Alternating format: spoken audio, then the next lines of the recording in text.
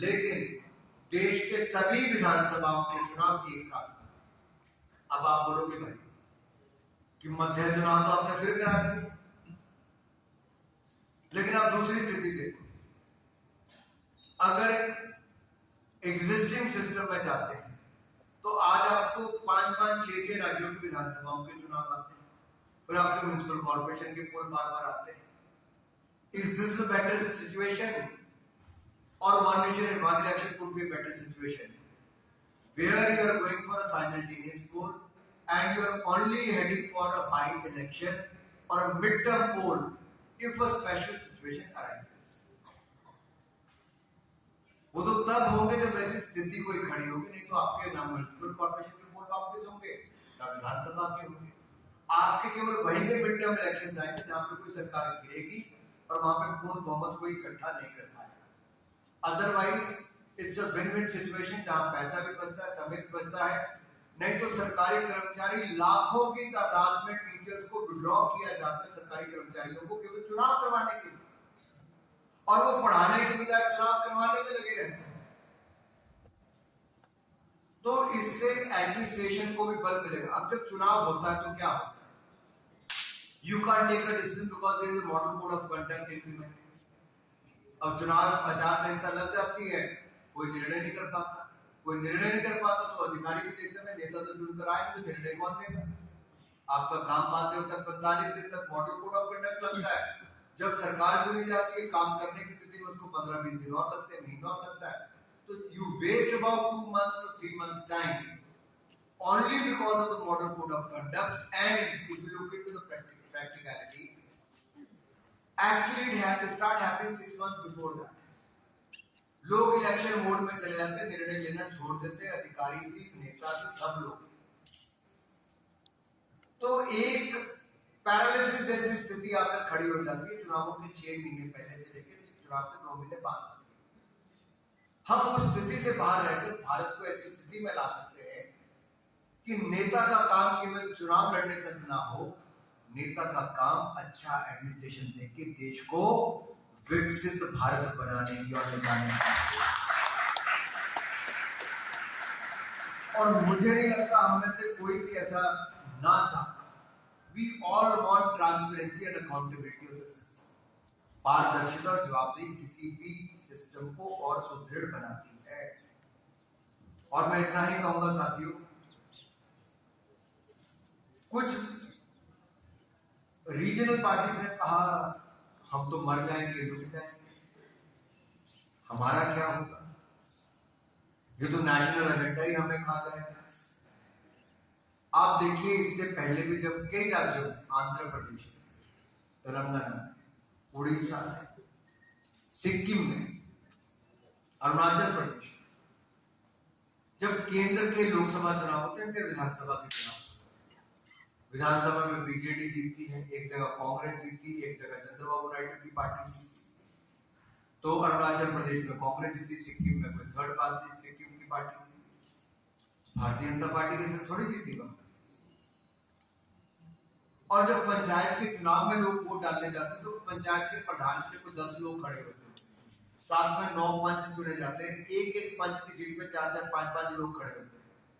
तो हिंदुस्तान का वोटर कितना काबिल और समझदार है, आप इससे कल्पना कीजिए कि जहां इतने लोग खड़े होते हैं तब भी उसको पता होता है कि मैंने 10 मशीनों पे बटन कौन से दबाने, किस पर्ची पे मोहर कहां लगानी। ये so important relevant to the country. And that is why we have come here to the Central University of Punjab to put our case in front of you and tell you and take your feedback also. If you agree with us, you can use it on the social media. You can express your views, you can give your feedbacks as well. And that can create the atmosphere in favor of one nation, one election. और ये मैं इसलिए कह रहा हूँ कि अब कोई कहता है जैसे बहुत सारी चुनौतियां हैं, चुनौतियां क्या आपके जीवन में नहीं आती, क्या आपके जीवन में परेशानियां नहीं आती? अगर आती भी है तो साथियों भागने से कुछ नहीं कि होता है, कुछ भागने से होता है, कुछ नहीं आएगा, कुछ होता है बड़ा डर के बारे में तिवारी जी का इतना डर है भाई।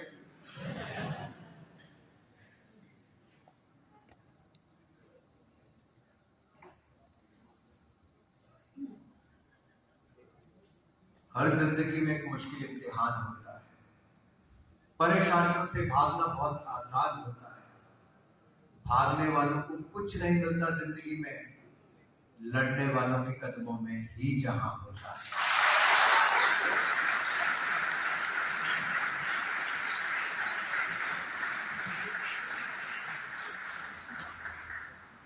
और मैं तो उन युवाओं के बीच में हूं जहां मेरे देखते देखते मैं साहब इस एक्सपीरियंस को इसलिए यहाँ पे शेयर करना चाहता हूँ। मैं जब पहली बार सांसद बना तब यूपीए की सरकार, उस समय बहुत सारे यूजी घोटाले बहुत सारे, उस पर नहीं जाता, पर मैं बहुत सारा विदेशों का दौरा भी करता था, अगेन एमपी डेलीगेशन और हमें एक स्थिति ऐसी आ गई, बाहर जाके हमें भारत के पक्ष में बोलना पड़ता था। हम पार्टीजन नहीं हो सकते थे कि हम अपने पार्टी का पक्ष लें, हम तो देश की बात करनी पड़ती। तब वहां से आगे से लोग कहते थे कि यार आपके वहां तो इतना भ्रष्टाचार चल रहा है, सरकार अस्थिर लगती है, पॉलिसी पर क्या करूं? तो हम कहते थे कि आपको क्या लगता है कि भारत की क्या ताकत है? तो विदेश के लोग कहते थे आपकी सबसे बड़ी ताकत आपकी युवा शक्ति है। They are the future, they are the present, they are the largest stakeholder. They will play an important role in the nation building process. और मुझे लगता था हमसे ज्यादा विदेशी लोगों को भारत के युवाओं की ताकत पर इतना विश्वास है। और देखिए वो कितना सच था जब 2014 में सरकार आप लोगों ने बदली। मोदी जी ने युवाओं पे भरोसा करके स्टार्टअप प्रोग्राम शुरू किया। 2014 से पहले भारत स्टार्टअप्स में कहीं नहीं था। विद इन 10 इयर्स, 10 साल में भारत के युवाओं ने दुनिया का third largest startup ecosystem Bharat को बना दिया। थर्ड लार्जेस्ट, 1,50,000 से ज्यादा स्टार्टअप्स हैं, 117 से ज्यादा यूनिकॉर्न्स हैं। आज युवा चुनौती स्वीकार करने के लिए तैयार है, वो फेल होने के लिए भी तैयार है। हर कोई पास नहीं होता साहब, फेल वही होता है तो कभी प्रयास करता है। और मैं आपको अपना उदाहरण बताता हूँ। मैं तो पंजाब का, मेरे पिताजी प्रोफेसर थे द्वापा कॉलेज में। वो 10वीं कक्षा पास करके हिमाचल से आए, छोटा सा गांव है हमारा सभी। 10वीं कक्षा पास की, उसके बाद एलआईसी में नौकरी करने आए। एलआईसी की नौकरी करते थे, शाम को इवनिंग कॉलेज में पढ़ते थे, बीए किया, एमए किया, लॉ किया, अंग्रेजी के प्रोफेसर बने। मैं 3 साल का था जब मुझे गांव से जलंधर लेकर आए, क्योंकि पिताजी वहां पढ़ाते थे, मेरे पढ़ाई जलंधर में हुई। मैं पंजाब की टीम का अंडर 16 का कप्तान बना, क्रिकेट टीम का। और पंजाब ने पहली बार कभी कोई राष्ट्रीय चैंपियनशिप जीती तो उसका कप्तान मैं था।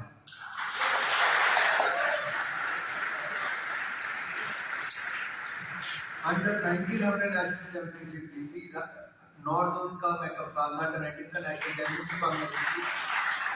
रणजी ट्रॉफी पंजाब में पहली बार लुधियाना में जीती, जब हमने पंजाब में हराया। विष्णु बेदी हमारे कोच थे 1992-93 में, तब मैं उस टीम का मेंबर था। 17 साल की उम्र में गुरु नानक देव यूनिवर्सिटी मेरी यूनिवर्सिटी थी, वो हमने नेशनल चैंपियनशिप रन पारी, उसकी हमने जीती। सब तो मैं पंजाब में रहा, हमारा हिस्सा पंजाब का ही हिस्सा था, हिमाचल का एक बड़ा हिस्सा पंजाब का हिस्सा हुआ पहले। तो वैसे संजीव जी को मैं नहीं कहना चाहता हूँ कि बोली अलग हो सकती है, क्षेत्र अलग हो सकते हैं, लेकिन भावनाएं सबकी एक है। मैं विषय किसी और पे था, जब मैं आगे अपनी बात बताते किस विषय पे था? क्या बात कर रहा था? स्टार्टअप से आगे निकल गया था, मैं कुछ और सोच रहा था। स्पोर्ट्स युवा शक्ति भी हो गई थी, कुछ और बात।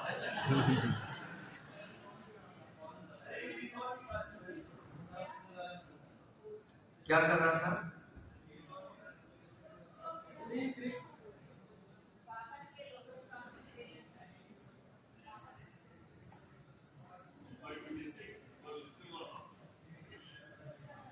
मेरा तो काम ही है जैसे प्रोफेसर क्लास में कभी कभी पूछता है। आखिर में प्रोफेसर का बेटा तो हूँ।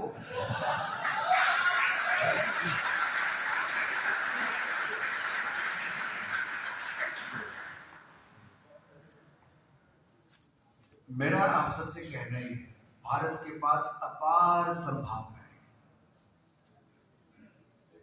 हमें उन संभावनाओं को समझना है। The opportunities what we have today, and we should know how to make the best use of it. आप जब सेंट्रल यूनिवर्सिटी से बाहर निकल कर जाए तो आपके हाथ में केवल एक डिग्री ना,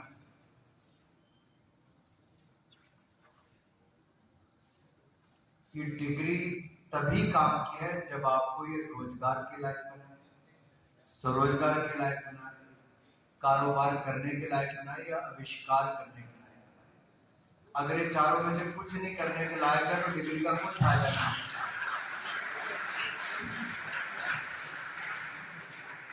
मेरा इस विषय से हटके अनुरोध वीसी साहब से, मैं लगभग 12-13 सालों से जर्मनी जाता हूँ अलग अलग विषय पे। मैं जब खुद काम धंधा करता था तब भी जर्मनी 97 में गया, कई बार गया। They have a dual education system where they put a lot of emphasis on the practical knowledge. They spend more time on the machine, on the job, and they get to learn what is actually required. What we lack today, when I speak to the industrial houses, they see that students have the degrees, but they don't have the practical knowledge. And what they seek from federal structure of coordination, संघीय ढांचे में, संरचना में और समन्वय बनता है, क्योंकि समकालीन चुनाव केंद्र और राज्य की नीतियों के बीच एक समन्वय में सुधार कर सकते हैं। और विश्व स्तर पर स्वीडन हो, बेल्जियम हो, ऐसे अन्य देश, साउथ अफ्रीका से लेकर अन्य देश है जहां पर एक साथ चुनाव होते हैं और उसका लाभ ही मिलता है। वोटर टर्नआउट आप कभी देखेंगे लोकसभा के चुनाव से ज्यादा विधानसभा के चुनाव में होते, विधानसभा से ज्यादा स्थानीय पंचायत के चुनावों में होते। And when you have the simultaneous election, that will help to increase the voters turnout. क्योंकि लोगों के ऊपर बोझ नहीं पड़ेगा कि आज इलेक्शन, फिर 5 महीने बाद इलेक्शन, फिर 1 साल बाद इलेक्शन। जब एक साथ चुनाव होंगे तो लोग कहेंगे कि हम एक बार अच्छी सरकार चुनने वाले हैं, तो चलिए मिलकर बढ़ चढ़कर वोट देते हैं। तो उससे वोटर टर्नआउट में भी और वोटर से एंगेजमेंट में भी हमें फायदा मिलेगा। इकोनॉमिक बेनिफिट है, आर्थिक लाभ है, क्योंकि सबका उसको पता है कि मुझे मोहर कहाँ लगानी है, किसको जिताना है। इसलिए भारत का लोकतंत्र इतने सालों से जीवित भी है और मजबूत भी होता है। और एक बात मैं आपको और बता, जब जिस राजनीतिक दल ने वोटर को नीचा दिखाने की कोशिश की कि वे वोटर खराब है, ईवीएम खराब है, इलेक्शन कमीशन खराब है, लेकिन वो पॉलिटिकल पार्टी ठीक है, तो जनता ने उसको एक बार नहीं 3-3 बार बाहर बिठाने का काम किया है। जनता समझ आए, हम जनता के ऊपर ठीकराना बोले।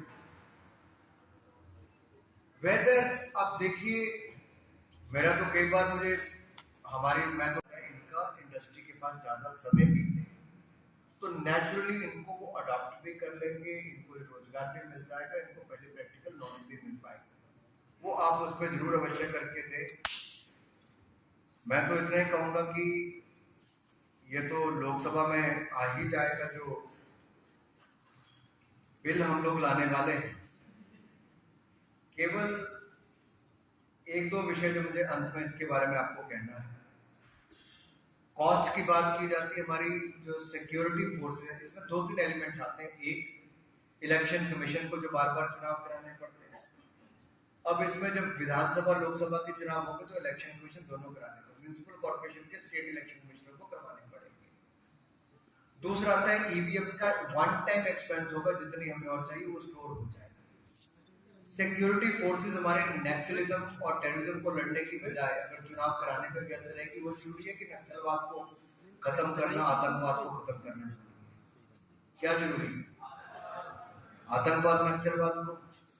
तो हमारे सिक्योरिटी फोर्सेस जब 5 साल में एक बार चुनाव करवा लेंगे तो 5 साल के लिए वो भी फ्री होंगे यही काम करने के लिए।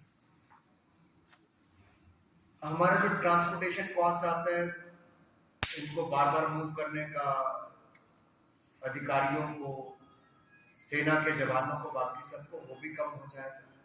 हमारे टीचर्स भी ज्यादा समय अपनी पढ़ाई पे और बाकी सब पे दे पाएंगे। जो स्पेंडिंग कैंडिडेट्स की होती वो बचेगी। जब सारा चुनाव इकट्ठा होगा तो पॉलिटिकल पार्टीज की स्पेंडिंग बचेगी।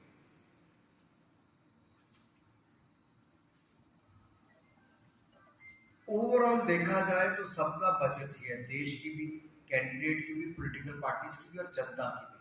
जनता का समय बचता है, एडमिनिस्ट्रेटिव एफिशिएंसी बढ़ती है, कॉस्ट इफेक्टिव चुनाव होते हैं और हजारों नहीं लाखों करोड़ रुपया 5 साल के टेन्योर में बचता है। अब मेरी समझ से बिल्कुल बाहर है कि विपक्ष के कुछ राजनीतिक दल इसका विरोध क्यों करते हैं।